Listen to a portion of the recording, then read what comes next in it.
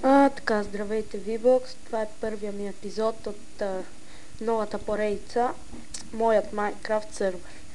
Така, в тази поредица ще ви покажа как да си направите Minecraft сервер, как да инсталирате плагини и ще ви покажа решенията на всички проблеми, през които съм минал аз. Така, да започваме. Оле боже. Така. Първо влизате в този форум, сайте, така, опа, така, тук, Get Craft Bucket, така, тук търсите това, Windows. Сега, Alternate Method, Advanced Users. Така, сваляте това нещо в нова папка. О, не. Не. Това го пусна при. Така.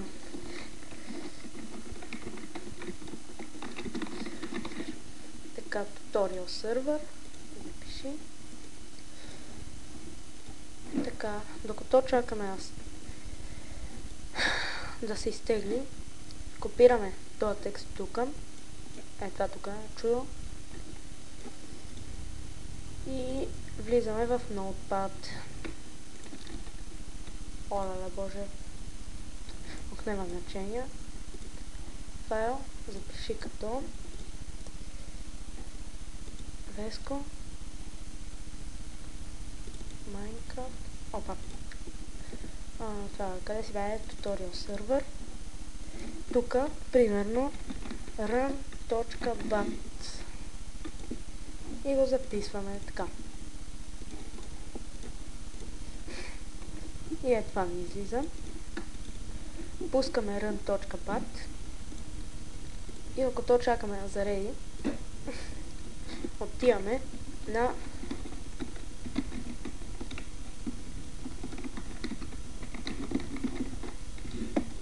аз палпа нищо. What's my IP? И примерно тук търсиме някой сайт, в който да си разбереме IP-то. Ето. Please enter. И ето нашия IP адрес. А също може да го разберете и от локалните връзки, Local Area Connection. И ето ви IP адрес. Така. В случая моя си го знам. Сега това е заредило. Трябва да зареди тия работа тук. Пишеме стоп. Така. Сега, както виждате, генерирало е много нови файлове. Трябва да отвориме... за да поддържате сървър и въобще да можете да инсталирате и плагини и така нататък по по-лесния начин, ви препоръчвам да си изтеглите програмата Notepad++. Би трябвало да има в Замунда, аз мисля, че оттам не изтеглих. Така. Първо, level name, това е как да ви се казва картата. Позволи Ада, това е дали я позволя. О, мъгъл, къв съм тъп. Извинете за това. Това е дали я позволява Ада. Това е на каква дистанция могат да виждат играчите. Това е дали я възражда чудовища. Ако го сложите на фалс, няма да има чудовища. Аз примерно не искам да има. Така. Онлайн мод задължително трябва да е на фалсе. Така, difficulty, това колко да е трудно в сървъра един вид. И това е какъв гейм мод. Ако е на 0, значи сървъра ви ще е survive. Ако е на 1, всички, които влизат, ще са на creative. Spawn animals, аз примерно не искам да има животни, така че го правя на false. колко най-много играчи да имате, да може да влезат в сървъра. И IP на сървъра. Тук трябва да напишете вашето IP.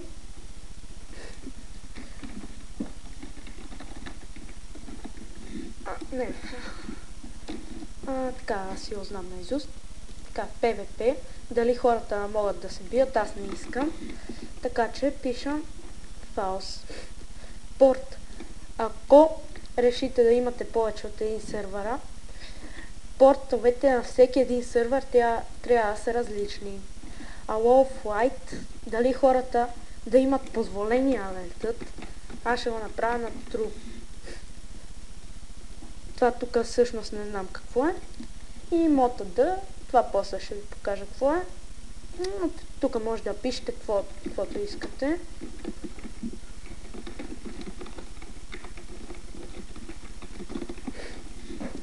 Така. И вече сте готови с настройките на сървъра. И сега всъщност хората вече могат да влизат в сървъра ви. Така. Сега.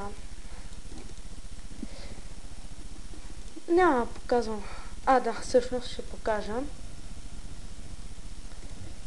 Извинявам се, ако в Minecraft имам лаг, но просто не записвам с тази програма, защото в момента не записвам с програмата за геймплейове. Така.